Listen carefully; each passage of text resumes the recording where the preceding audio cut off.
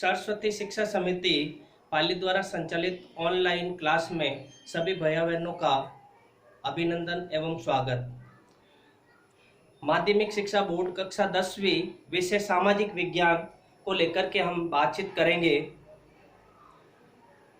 परीक्षा की दृष्टि से हम रिवीजन के तौर पर कुछ महत्वपूर्ण बिंदुओं और बातों की चर्चा करेंगे जो एग्जाम की दृष्टि से सभी भैया बहनों के लिए महत्वपूर्ण और सारगर्भित ये बातें होगी।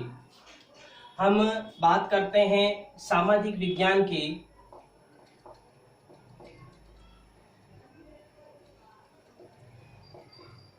कक्षा 10 अध्याय 1 को लेकर हम बात कर रहे हैं। सबसे पहले अध्याय 1 में जो पाठ्यक्रम निर्धारित किया गया है वर्ष 2021 के लिए, उनमें 3 बिंदुओं को लेकर हमको चर्चा करनी है। पहला बिंदु जो है वो है मौर्य वंश को लेकर के एक। दूसरा बिंदु जो हम इसमें पढ़ेंगे वो पढ़ेंगे गुप्त वंश को लेकर के। और तीसरा जो बिंदु इसमें हमको पढ़ना है वो पढ़ना है वर्धन वंश को लेकर के।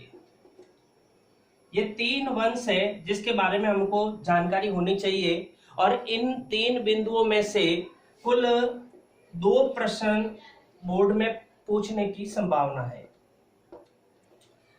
अगर मैं अंक को लेकर के बात करूं तो इन में 5 नंबर के प्रश्न आएंगे और दोनों ही प्रश्न अति लघुत्रात्मक और लघुत्रात्मक श्रेणी का है। एक प्रश्न लघुत्रात्मक और एक अति लघुत्रात्मक, यानी कि 1 नंबर का एक प्रश्न है और 4 नंबर का एक प्रश्न है।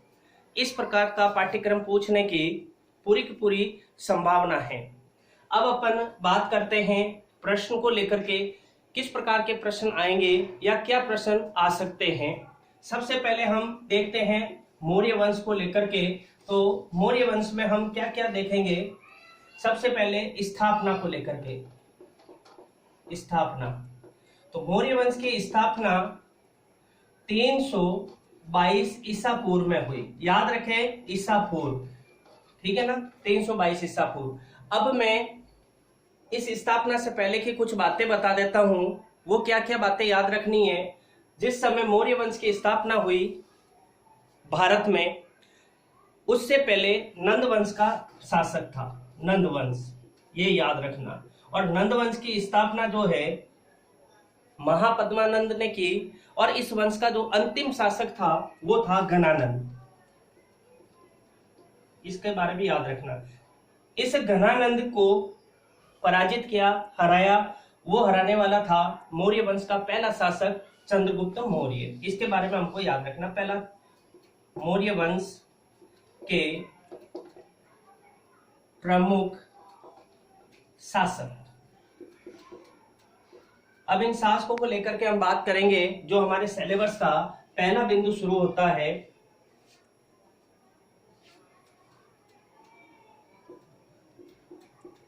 चंद्रगुप्त मौर्य, ये पहला शासक है।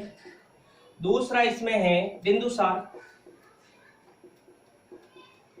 तीसरा जो शासक है वो है अशोक। इन 3 शासकों को लेकर के हमको चर्चा करनी है। चंद्रगुप्त के बारे में हम बात कर रहे हैं। पहला, चंद्रगुप्त मौर्य वंश का संस्थापक था। नंबर 1 बात याद रखनी। दूसरी बात याद रखनी, इसको राजा बनाने में एक महत्वपूर्ण व्यक्ति का जो योगदान आता है वो है बिंदुसार से पहले चंद्रगुप्त, ठीक है ना। इसको हम कहते हैं विष्णुगुप्त।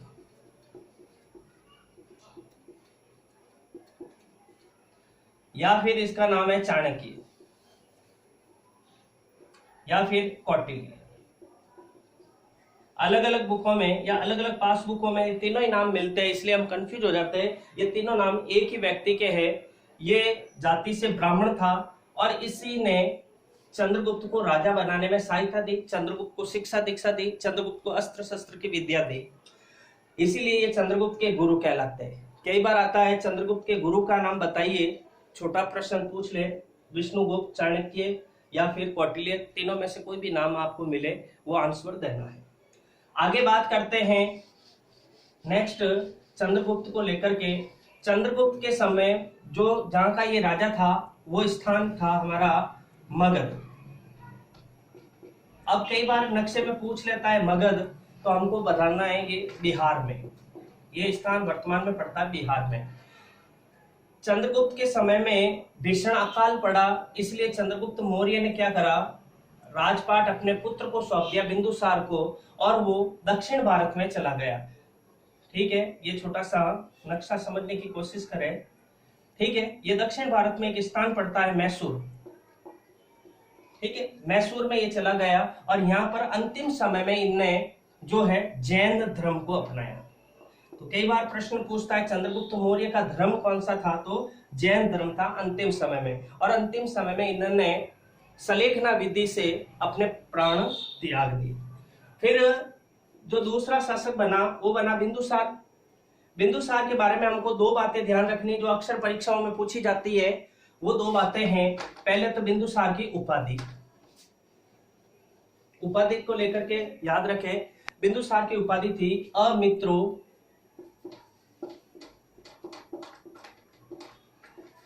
चेस्टन। ये एक यूनानी शब्द है अमित्रो चेस्टन, जो बिंदुसार की उपाधि है। इसका मतलब होता है शत्रुओं का नाश करने वाला, शत्रुओं का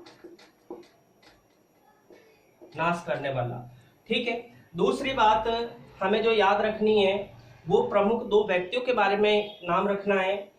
एक तो है मेघस्थनीज।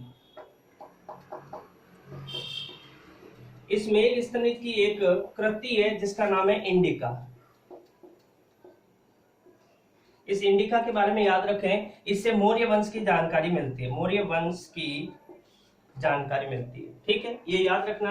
कई बार प्रश्न पूछा गया है और पूछने की पूरी पूरी संभावना बनती है।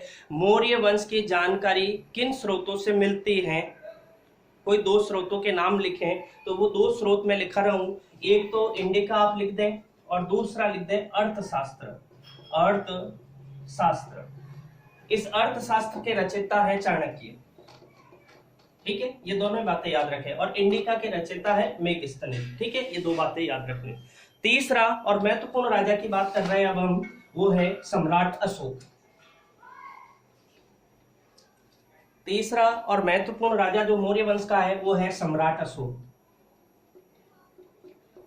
ठीक है, सबसे पहले इसकी उपाधि पूछता है। उपाधि है इसकी देवा नाम प्रियदस्यु। देवा नाम प्रियदस्यु। ठीक है, देवताओं का प्रिय, इसका मतलब होता है देवताओं का प्रिय। ये अशोक की उपाधि है, पहली बात। दूसरी बात जो हमको याद रखनी है अशोक की, वो रखनी है अशोक का जब राज्याभिषेक हुआ तो उसके 8वें वर्ष, यानी कि सन था 261 ईसा पूर्व, इन्होंने एक युद्ध लड़ा था। वो युद्ध था कलिंग का युद्ध। ठीक है, ये कलिंग नक्शे की दृष्टि से भी महत्वपूर्ण नाम है, कई बार पूछता है, उड़ीसा में भरना है, कभी भी पूछ ले कलिंग कहाँ है तो उड़ीसा में। ठीक है, तो कलिंग का युद्ध हुआ था। उस कलिंग के युद्ध में इसने लगभग 1 लाख लोगों को मौत के घाट उतारा और लगभग 1.5 लाख लोगों को अंग भंग कर दिया था।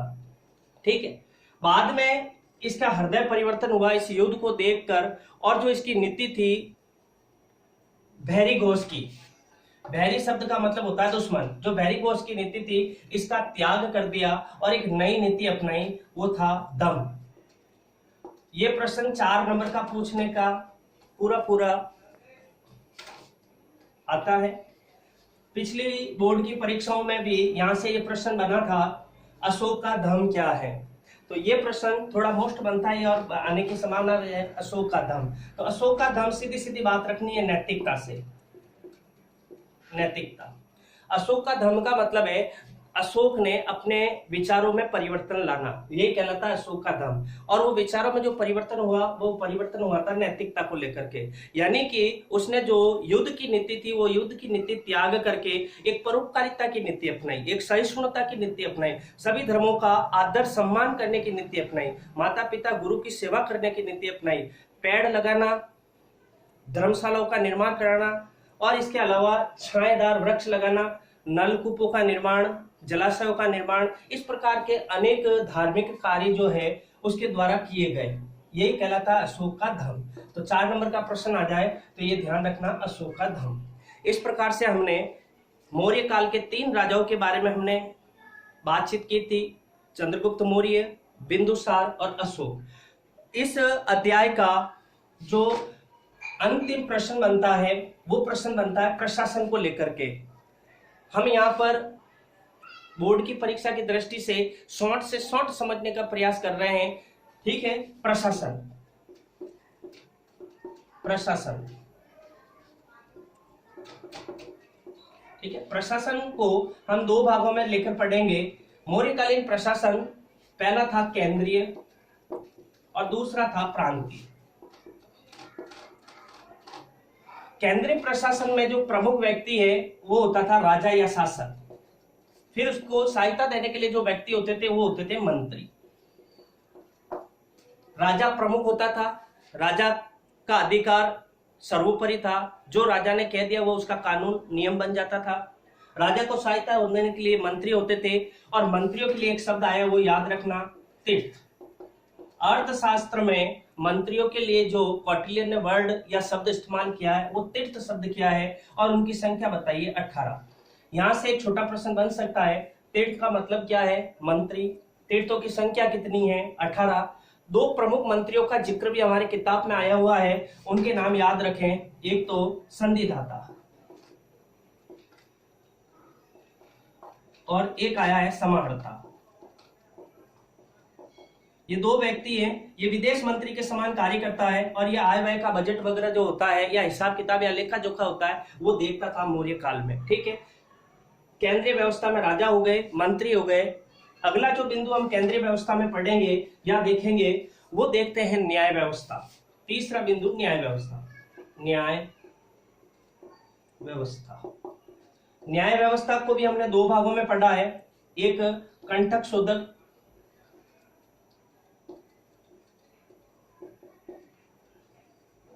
और एक धर्म स्तनिज,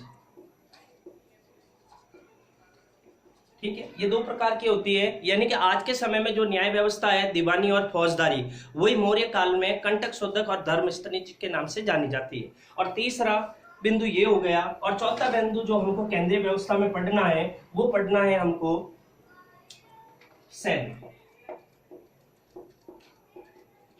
शुक्र नीति में सप्तांग सिद्धांत बताए गए, और सप्तांग सिद्धांत में एक महत्वपूर्ण अंग आता है सैन्य। एक राजा की शक्ति जब सर्वोपरि होती है जब उसकी सेना मजबूत हो।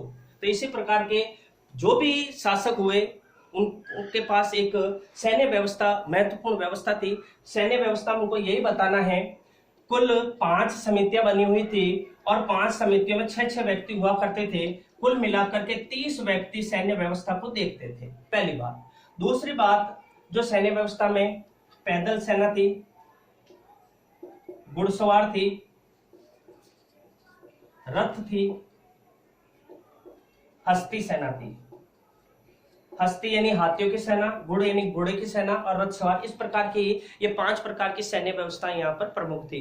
तो ये हमारा प्रशासनिक व्यवस्था थी, केंद्रीय प्रशासन के बारे में बताया। तो जो मौर्य काल के महत्वपूर्ण बिंदु थे, उन महत्वपूर्ण बिंदुओं के बारे में मैंने आपको बताने का प्रयास किया है। ये एग्जाम की दृष्टि से आपको महत्वपूर्ण साबित हो, इसलिए इसको मैंने शॉर्ट से शॉर्ट समझाने का प्रयास किया है, ताकि आपको परीक्षा में इसका लाभ मिल सके। धन्यवाद।